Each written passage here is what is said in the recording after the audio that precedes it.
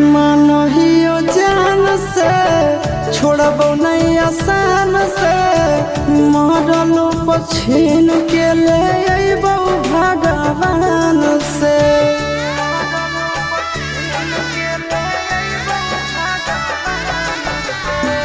मानहियो जान से छोड़बो नहीं आसान से मरलो पछीन के ले अइबो भगवान से।